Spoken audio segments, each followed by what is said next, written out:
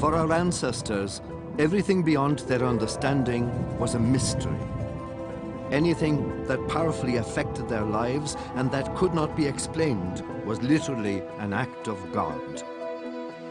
Things that could be seen and felt but seemingly defied the laws of nature were called miracles, examples of divine intervention, proof of the supernatural power of God. For the ancient Celts, the natural world was awash with miracles. Even for the mighty Romans, natural events had a supernatural significance. And the Greeks believed a God spoke miraculously through the prophetess at Delphi.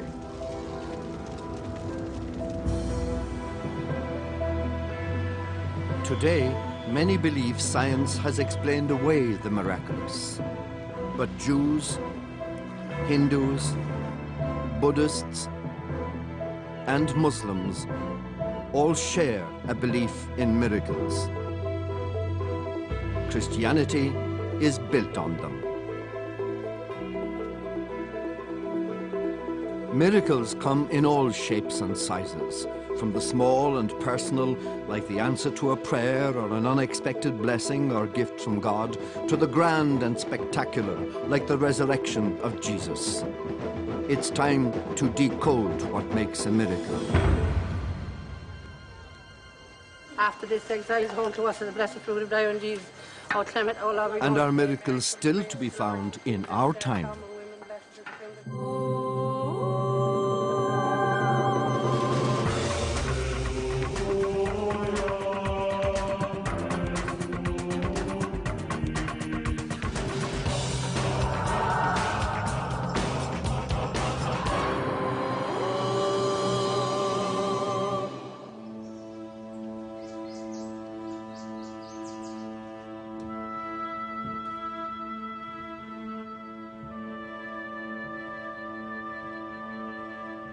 As a child in school, I loved the miracle stories.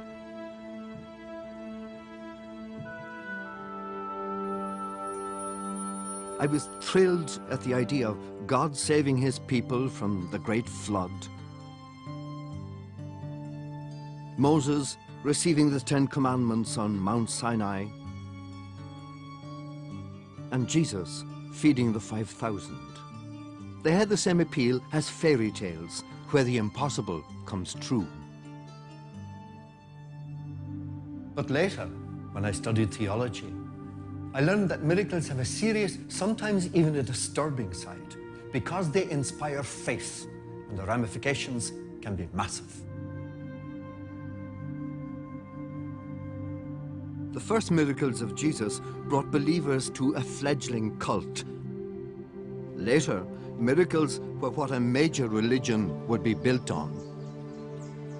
But do people today still believe in miracles? A miracle is something, I think, that happens that's totally unexpected when all the odds are against you, and suddenly it all comes right in the end. An unexplainable event. I do believe things can happen for good, you know, that would be a miracle. It's when things happen and you don't understand how or why they might have happened. Yeah, I do believe in miracles as well. I'm quite superstitious sometimes, you know. I think everybody makes their own fate, to be honest. I do. I believe that there are miracles. I believe really largely that there's more in heaven and earth than what we understand. That's really what I do believe. Delusion, illusion, or act of God? How do the Christian churches define a miracle? It's very important to stress, first of all, that it is God who performs miracles.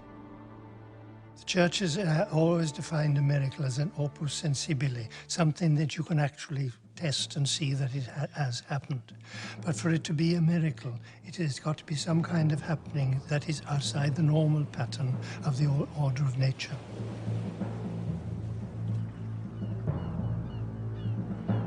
If a miracle hadn't happened here at the Milvian Bridge in Rome in 312 AD,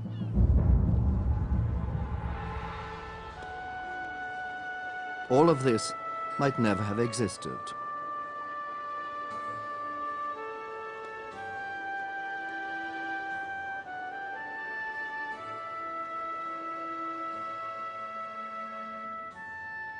The institution of Christianity, all this bricks and mortar and glorious art, sprang from something as light as air and yet powerful enough to change the world.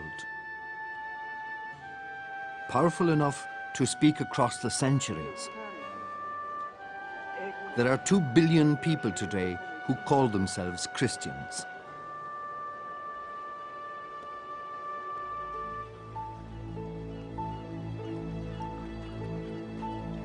But in the 4th century AD, Christianity was in need of a miracle.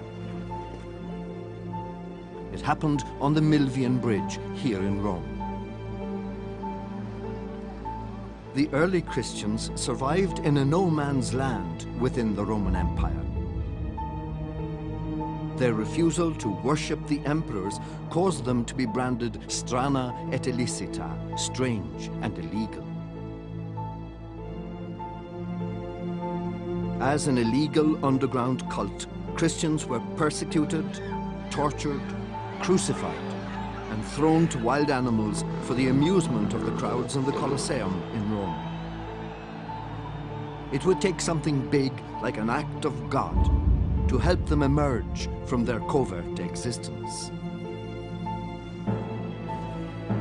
In that period, the Roman Empire was in turmoil. There were 2 rival emperors, Maxentius, who had his power base in the city of Rome, and Constantine, who was most powerful in the farthest reaches of the empire. Constantine was moving towards an attempt to take control of the city of Rome, and with it, the whole of the west of the Roman Empire. And at this time, one would have expected that his enemies would have had the strategic advantages, a better situation before battle, more soldiers, and so on. Maxentius chose to make his stand in front of the Milvian Bridge, which spans the river Tiber. Holding it was crucial if he was to keep his rival out of Rome. On the day before the battle, Constantine agonized over which of 100 or more gods he should pray to for victory. It occurred to him that praying to many gods wouldn't guarantee success in battle. He remembered his father had chosen to pray to a single god in times of crisis and received good guidance.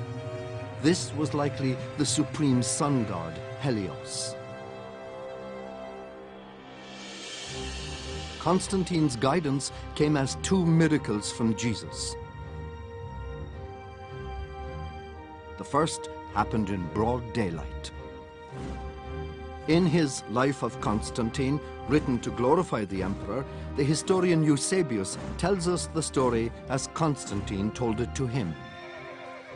At noon, I saw the trophy of a cross of light in the heavens.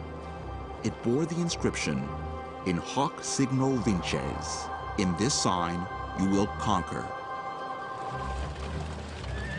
Eusebius also records that not only Constantine, but his whole army saw the miraculous vision hovering just above the sun. But what did the vision mean?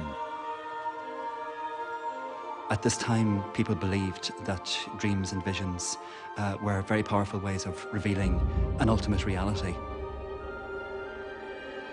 That night, as Constantine slept, he experienced the second miracle. Jesus appeared in his dream and commanded him to take the miraculous sign he had seen in the heavens and incorporate it into a banner to carry into battle. It would not be a cross as we know it today. Called the chi rho, the symbol makes an X-shaped cross from 2 letters of the Greek alphabet, X or chi, intersected by P for rho. These 2 letters indicate the title Christ or Anointed One. On the 28th of October, 312 AD, Constantine and Maxentius met for the ultimate battle. The prize, the Roman Empire itself. That battle took place here on the Milvian Bridge.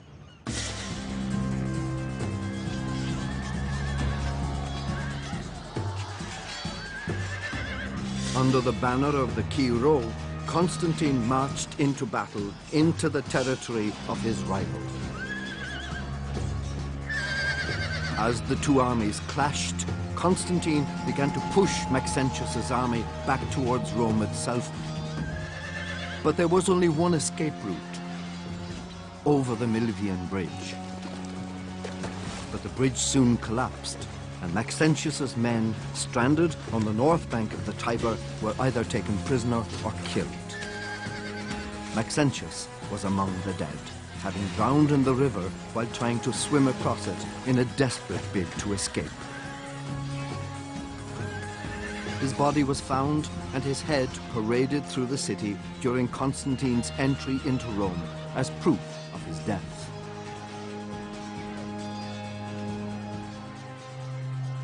Under the Key Row, Constantine had defeated Maxentius and was crowned emperor.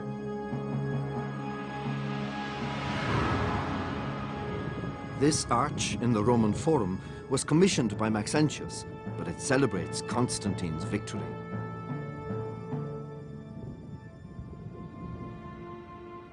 To the victor belong the spoils.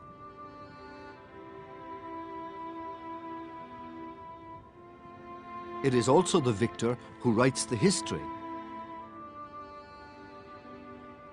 But the greatest legacy of the battle wasn't written in stone, but on parchment.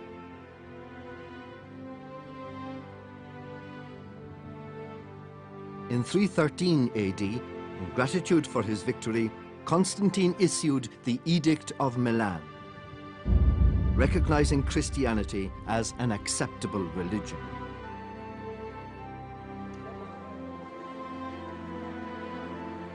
More than a century of persecution was brought to an end, and property that had been confiscated from Christians was returned to them. But more was to follow.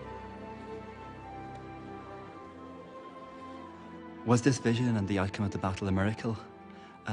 That's a big question, a difficult one to answer, but perhaps more important than that was that Constantine interpreted it as a miracle. And he believed that the God of the Christians had revealed himself to him and revealed himself as his protector.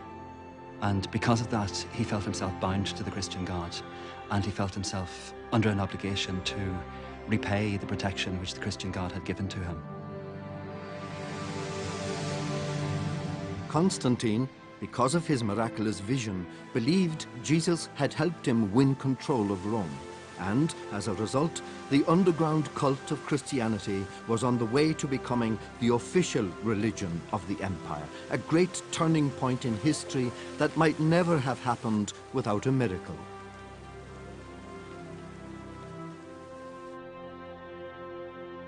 The Key Row became one of the most powerful images of early Christianity.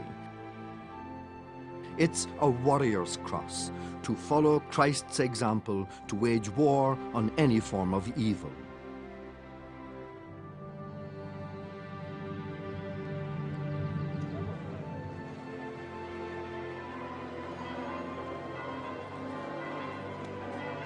Constantine's miracle may have brought Christianity to the Roman Empire, but some 300 years before, another miracle brought Christianity into being. A major miracle that is at the very core of the Christian faith.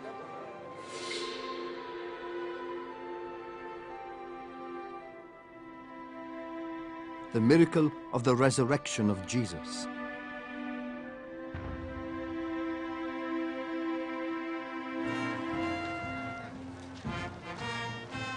The resurrection is the miraculous event celebrated every Easter by millions of Christians around the world. Just before dawn on Easter Sunday, the people of this Filipino village come from their homes to join a procession that commemorates the central miracle of their Christian faith.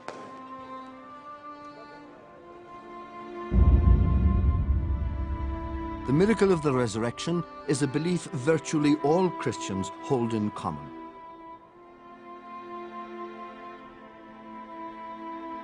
All denominations accept that Jesus was crucified, died, and was buried, and then, 3 days later, rose from the dead.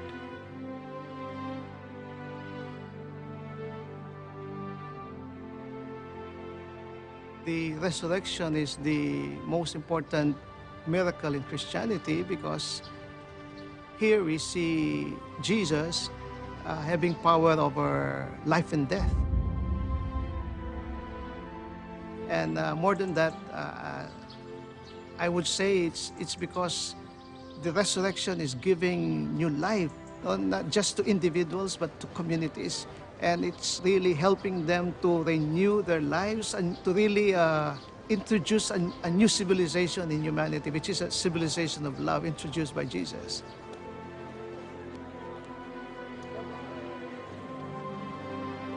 For the people of Santo Tomas, the dark is the darkness of death, to be crossed in the light of hope.